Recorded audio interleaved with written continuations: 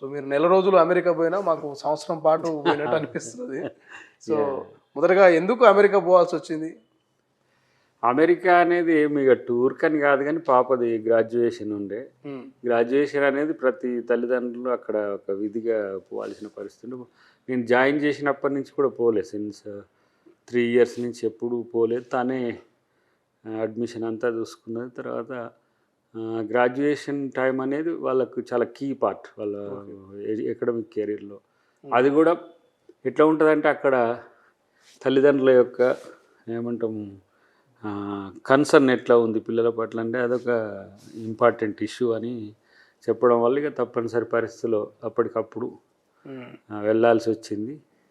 ఇక అమెరికా వెళ్ళినా ఏం పెద్ద అందరేమో మనోళ్ళు అంత అమెరికా పోయి మంచిగా నెల రోజులు అంత ఎంజాయ్ చేసి వచ్చినాం అన్నాను. కూడా అమెరికా పోయినా కూడా నాకు ఇండియా లెక్కనే మొత్తం దాదాపు నాకు తెలిసి ఒక 10-12 స్టేట్లు తిరిగి ఉంటా.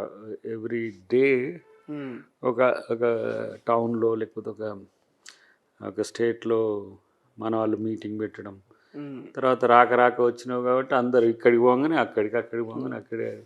ఇంకా కొన్ని ఇంకా పెండింగ్లే ఉన్నాయి, మళ్ళీ రావాల్సిన పరిస్థితి ఉన్నది కాబట్టి మళ్ళీ సమ్మర్లో వచ్చినప్పుడు వస్తా అని చెప్పి రావడం జరిగింది.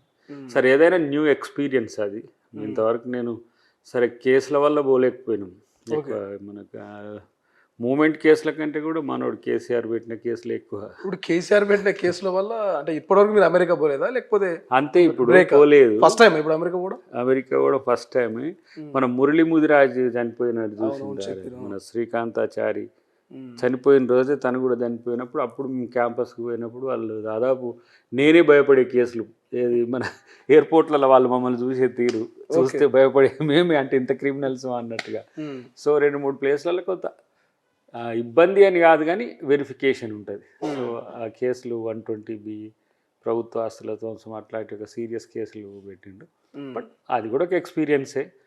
బట్ అమెరికా పోవడం అనేది అందరూ కొంచెం ఎక్కువ విలాసం కొరకు పోయినా నాకు విలాసం కంటే ఎక్కువ కూడా ఎక్కువ తిరగడమే అయింది. తర్వాత కోల్డ్ టైం ఇది. ప్రతి వాళ్ళు ఎవరైనా కొంత పోతే సమ్మర్లో పోతారట ఎక్కువ, కొంచెం ఆ సీనిక్గా ఉంటుంది. తర్వాత ఈ ఏమంటాం బరఫ్ ఈ మంచు తక్కువ ఉంటుంది, మంచి తుఫాన్లు రావడం ఉండదు. ఆ టైంలో రావాల్సి ఉండే అని చాలామంది అంటారు. కానీ ఇక నేను స్పెసిఫిక్ రీజన్ ఇది. తర్వాత దిస్ మంత్ అంటే January 12th జాయిన్, తను పీజీ కూడా జాయిన్ అవుతున్నది. మధ్యన బర్త్డే కూడా ఉన్నది కాబట్టి రాలేదు ఇక్కడికి, పోయి రావాల్సి వచ్చింది. సో ఏదున్నా కొంచెం అక్కడ పోయి కొంచెం నేర్చుకొని కూడా వచ్చినాం. అంటే అక్కడ పాలిటిక్స్ ఎట్లున్నాయి, ఇక్కడ పాలిటిక్స్ ఎట్లున్నాయి, అక్కడ సెక్యూరిటీ కానీ, అక్కడ రోడ్స్ కానీ, అక్కడ డెవలప్మెంట్ కానీ, అక్కడ సివిక్ సెన్స్ కానీ. మనం ప్రతి రాజకీయ నాయకుడు ఏం లేదు, ప్రభుత్వమే లేకపోతే ఎవరైనా సొంతంగానైనా పోయి అమెరికా 10 రోజులు ఉండేసి వస్తే చాలా వరకు ఎడ్యుకేట్ అయితే నేర్చుకోవచ్చు. కొన్ని అంశాల్లో మనం చాలా సుప్రీంగా ఉన్నప్పటికీ కూడా చాలా అంశాల్లో అమెరికా అడ్వాన్స్మెంట్ మనల్ని చెందేటట్టుగా కలవరపెట్టేటట్టుగానే ఉంటుంది. చాలా ఆ డెవలప్మెంట్ మనం ఇండియా కూడా నీడెడ్ నా దృష్టిలో. ఎప్పుడు మన పల్లెలు అట్లయితే, ఎప్పుడు మన ఈ వర్గాలు కింది వర్గాలు కానీ లేకపోతే ప్రతి ఒక్కరు అక్కడ మినిమం అంటే లైఫ్ సెక్యూరిటీ ఉంది.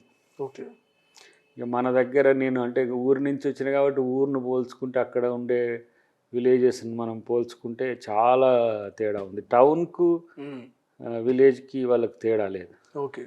సో అట్లా ప్రతి రాజకీయ నాయకుడు కొంచెం తెలుసుకుంటే వాళ్ళ రెస్పాన్సిబిలిటీ తెలుస్తుందని అనిపించింది నాకు.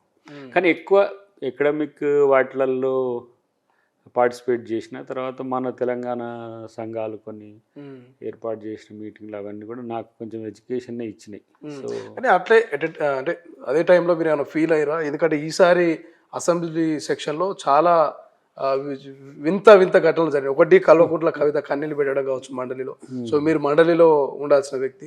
రెండోది అసెంబ్లీలో వాళ్ళు మొత్తం సభనే బహిష్కరించి వాకౌట్ చేసి వెళ్ళిపోయినటువంటి పరిస్థితి. కేసీఆర్ ఇట్లా వచ్చి ఇట్లా 3 నిమిషాల్లో వెళ్ళిపోయిన సంగతి.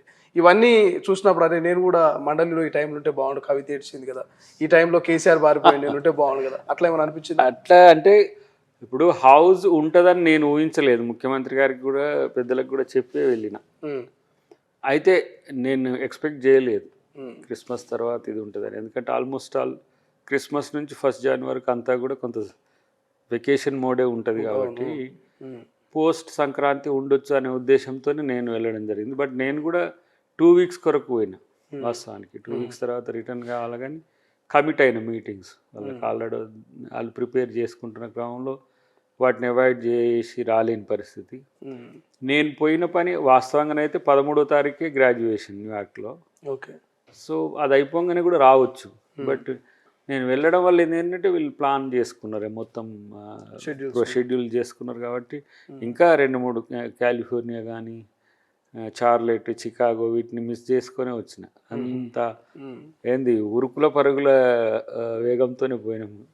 అయితే ఉండాల్సింది 2-3 ఇంపార్టెంట్ ఇష్యూస్ అయిన తర్వాత జిహెచ్ఎంసీ కౌన్సిల్ ఉండే. నేను జిహెచ్ఎంసీ కౌన్సిల్ కూడా ఎక్స్ అఫిషియో ఉన్నా. సో 27 మున్సిపాలిటీస్ లేకపోతే రీజనల్ ఆర్గనైజేషన్స్ మర్జ్ అవ్వడం కొంత డిస్కషన్ మంచిగానే ఉండేది. బట్ మా పాపది కూడా లైఫ్ టైం మెమోరీ కాబట్టి దాన్ని మనం హౌస్ ఎట్లాగూ నెక్స్ట్ సెషన్లో పోతాం కానీ అదొక మేము అప్పటికి సర్టిఫికేషన్ కొరకు లేట్ అయినాం. సర్టిఫికేషన్ తీసుకునేటప్పుడు వీళ్ళ ప్రొఫెసర్స్ వీళ్ళంతా ఉంటారు, చూస్తారు అనమాట. సో అది మిస్ అయినా కూడా మొత్తానికైతే ఏమంటారు తండ్రిగా బాధ్యతలు సరైన నిర్వహిస్తున్నామా లేదా అంటే నేను అంటే మామూలుగా ఎప్పుడైనా ఒకసారి అట్లా వెళ్ళి రావడం అనేది ఎవరి ఫాదర్ అండ్ మదర్ చేస్తారు మామూలుగా. కానీ మాకున్న షెడ్యూల్ టైట్తో పోలేకపోవడం ఏదైతే కానీ ఇట్లనే తర్వాత పీజీ కూడా రావడం వల్ల మళ్ళీ తను ఇటు రాలేదు, ఒక 1 year వరకు రాలేదు కాబట్టి కొంత రెస్పాన్సిబుల్గా ఫీల్ అయిపోయినాం. కానీ ఇది చాలా కమిటెడ్ రెస్పాన్సిబిలిటీ కదా ఇది మనకు. ముఖ్యమంత్రి గారు ముందే చెప్పిండ్రు ఎప్పుడైనా హౌస్ అంటే మీన్స్ సభలు జరిగేటప్పుడు ప్రతిరోజు ఉండాల్సిన అవసరం ఉంటుంది అనేది వారు చెప్పిండ్రు. నిన్న కలిసినాక కూడా ఇట్లా అడిగిండు బయటికి పోయినవాట కదంటే మీకు చెప్పిపోయినా అని చెప్పిన. బట్ ఏదన్నా ఉండాల్సి ఉండే. బట్ అక్కడి నుంచి వాచ్ చేస్తున్నా కానీ మంచిగానే దాన్ని అంటే అధికార పక్షం వైపు నుంచి చాలా సమర్థవంతంగా సభలు నిర్వహించడం జరిగింది కాబట్టి సంతోషం. భవిష్యత్తులో మళ్ళీ ఈ షెడ్యూల్స్ చూసుకొని ఎటైనా పోవాల్సిన అవసరం ఉందని నాకు ఇప్పుడు అర్థమైంది. అసలైన తొలి వెలుగు. ఫాలో వాట్సాప్ @తొలి వెలుగు official.